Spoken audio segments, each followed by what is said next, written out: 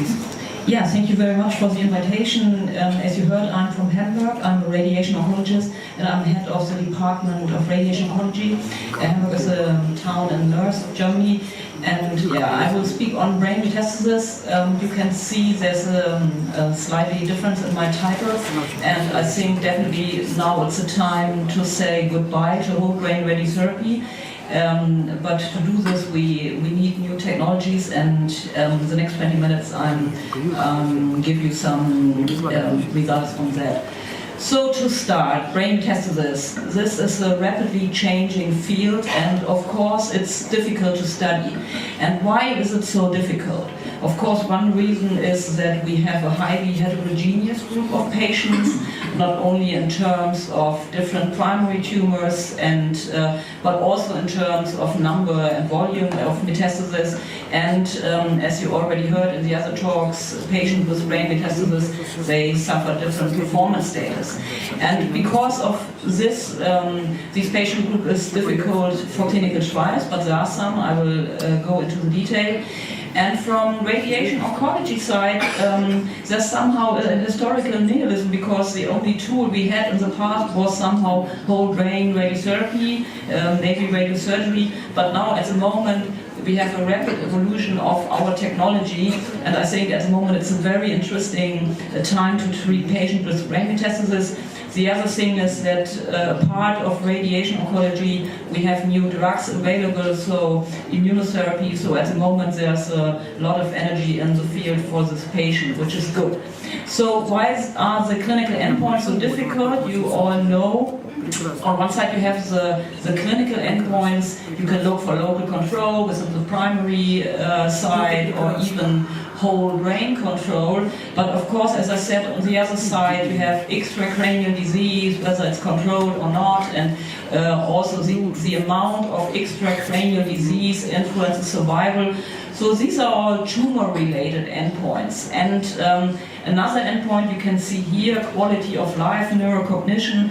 It had been, the last years, radiation oncologists have not been so much aware, I think, because we looked on local control of brain metastasis, but in the last couple of years this endpoint was very important, and I think this endpoint is so important because it dramatically changed now to say farewell to whole brain radiotherapy. So this slide is a little bit chaotic. You see a lot of question marks, and I put them there to ask the question, do we need whole brain radiotherapy? And as you can see, there's a lot of combination patients that can receive surgery and will be irradiated afterwards.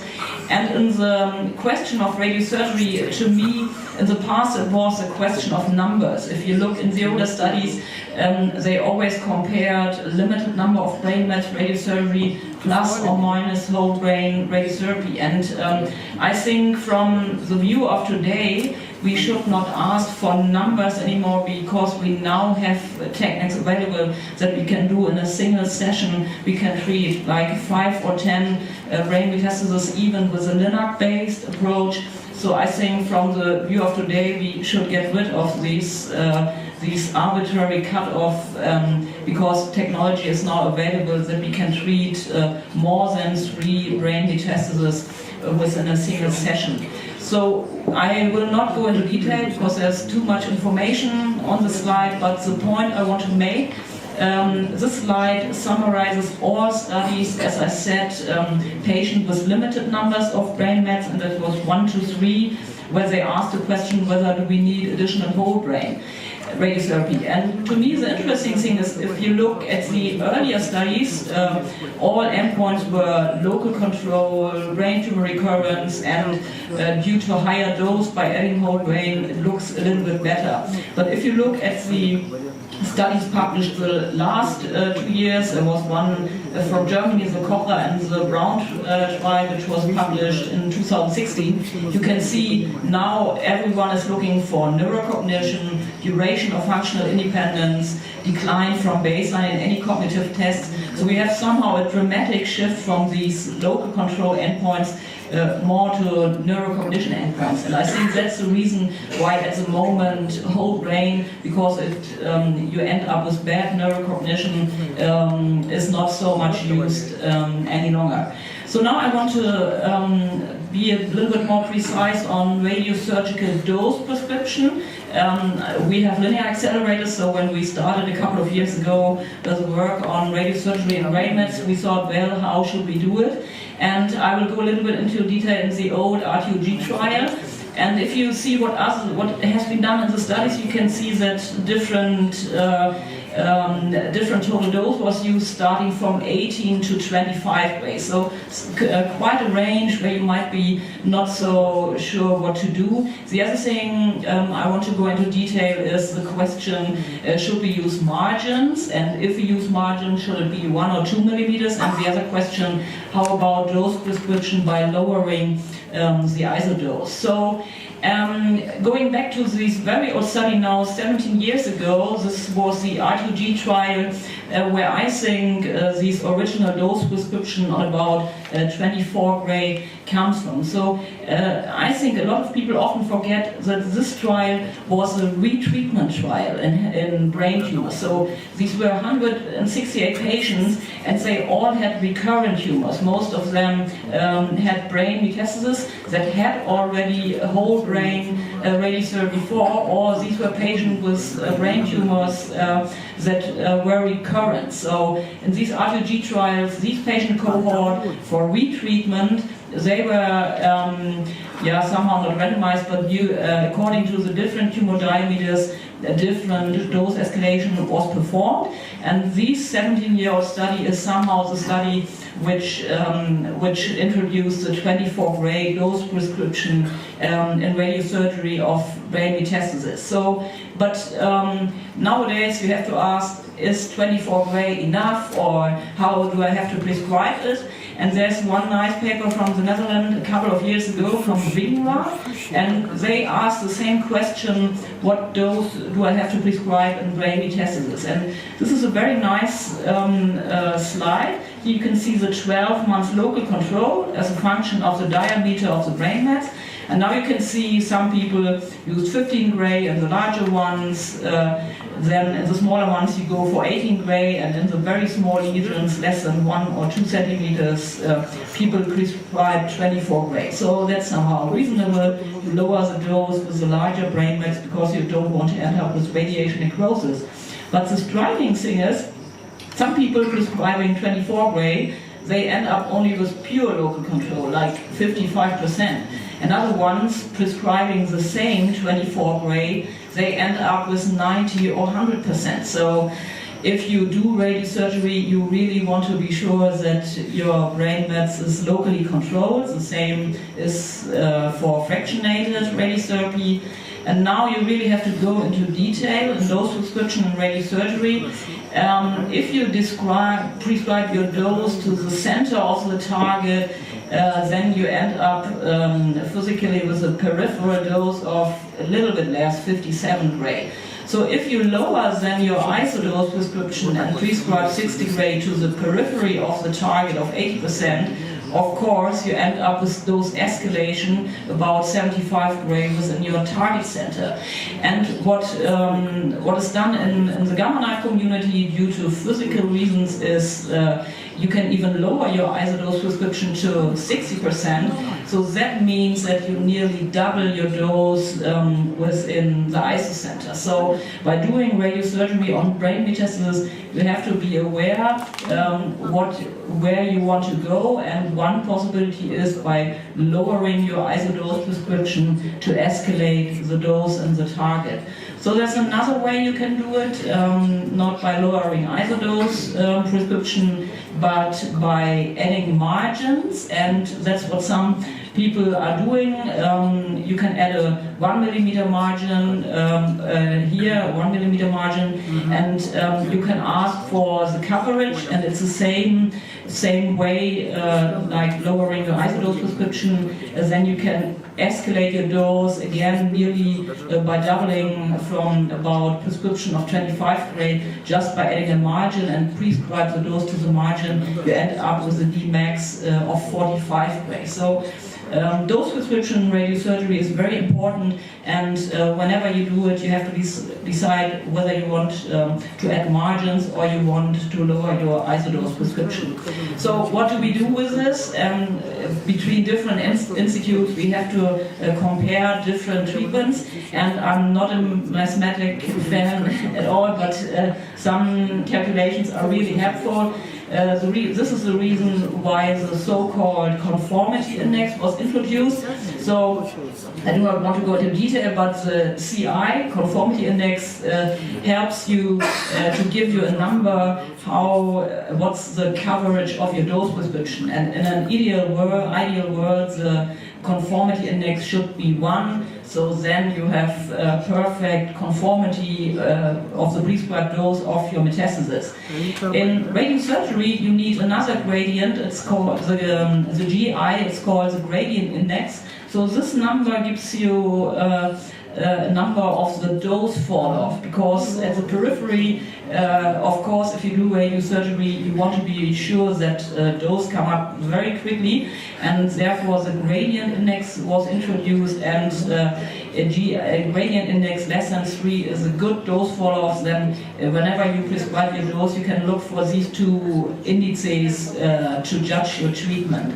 So now if you look on the Swedenrath paper again, and looking on these different results, prescribing the same dose but ending up with different local controls, maybe it was, or the answer to this different local control is in the conformity index, because some people, maybe these guys, they prescribe 24 gray to the 2 millimeter margin, or to the 60% isodose, ending up with 48 gray, and that's the reason why they come up with such nice high local control. So it's very important to look for that, and you have to make your own decision in your own hospital how you want to deal with it. So as I said, my talk is on multiple brain metastases, and I think this study, it's now a couple of years ago from the Japanese gamma knife group. To me, it's really, we would call it the door opener for getting rid of whole brain.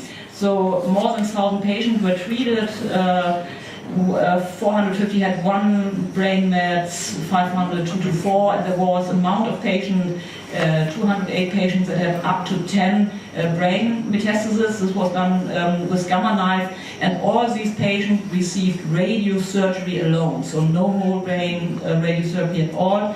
And you can see the results here. Overall survival, it's the same. So that tells you that if you have a technology that is able to do radiosurgery for multiple brain mets in a single session, then you can you get up as nice results as you get in prognostic good groups. So now I do not have a gamma knife, so my department, we have only linear accelerators. So the question was, how can we do it with a linear accelerator? And of course the criticism always was, how should we handle 5, 6, 7, 8, 9 brain metastases? It would take us a week if we do them all one by one, and yeah, we do not have the time to do it. And now we have really nice software tools, and I will give you some results. So we had to get rid of these multiple isocenters and create something new that would be also could be done on a linear accelerators. And the software I want to introduce to you, it's called Elements. The company is RayMap. This is a nice tool for contouring. This is an example. You can also look at on the booth if you are interested in. So as in every treatment planning system, the MRI is matched with the planning CT, and then you can nicely contour in a 3-dimensional way, very quick. It takes only minutes. You can contour the different brain mets, even if you have 8, 9 or 10. And then I will show this one. The thing that is introduced is that all these brain metastases are irradiated with a single isocenter. And how does the system calculate it? So the template we use on a routine base is a 5 arc templates, and by every arc the metastasis nearest by gets a certain dose deposit, and by doing this you can really nice in a conformal way prescribe a high radiosurgery dose. And the thing I like with the program is that for each single metastasis you get the conformity index, so you can really check, am I good, how is my dose prescription, and you also get, this is shown here, the gradient index, so you can look at each single metastasis and you can get a feeling whether your dose prescription fulfills the criteria or not.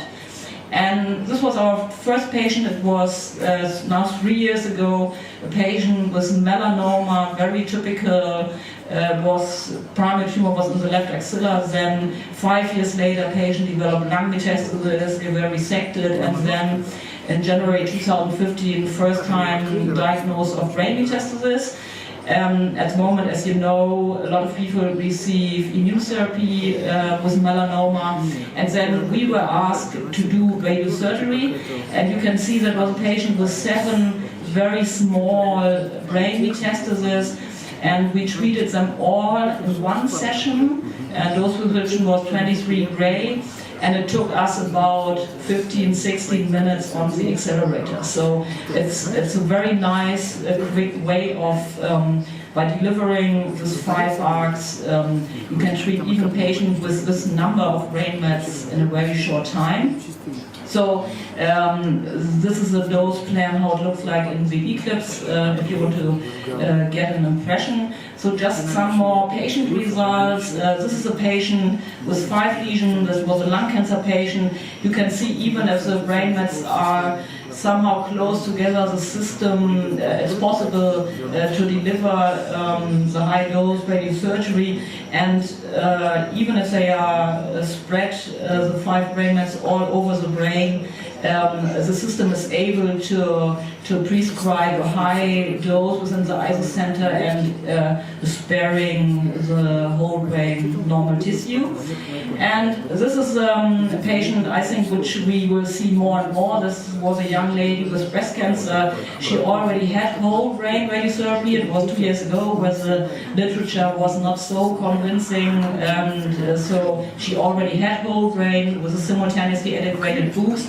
And then she was referred to us with 14 new brain mets, and we said, oh no, it's not a good way to do whole brain again. And you can see we lowered the dose because she already had whole brain irradiation to 13 lesions, and because 1 lesion was in the brainstem, we decided not to go higher than 12.5 gray. But that's even possible by the software. If you are not convinced, or if you are somehow, you don't want to go as high as 23 or 24 gray, you can, within the same treatment approach, you can have different total dose prescription. And yeah, again, you can see very nice conformal dose prescription by sparing whole brain, and also this was about 20 minutes, one session for treating all these 14 brain mets. So another topic it's growing.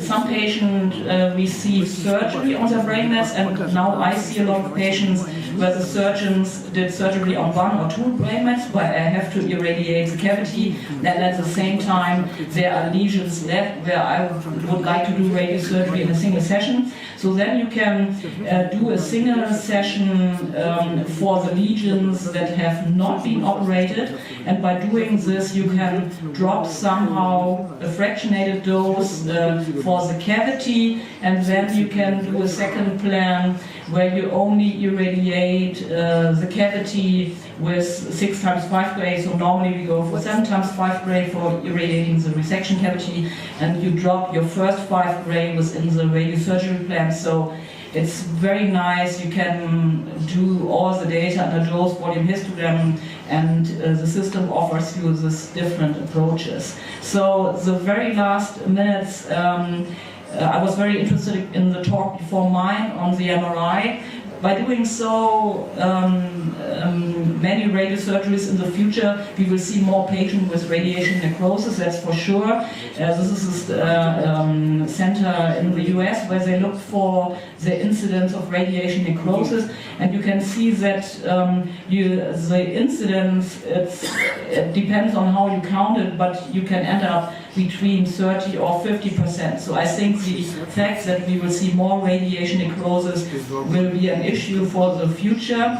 And there's a new software available, it's called TRUM, Treatment Response Assessment Maps. It also works with MRI, as you heard in the talks before.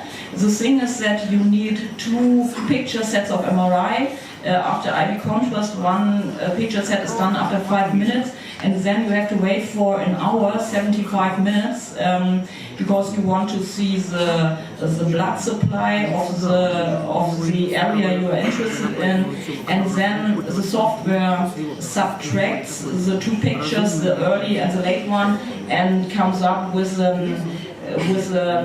information whether it's more viable tumor cells left or whether it's radiation necrosis.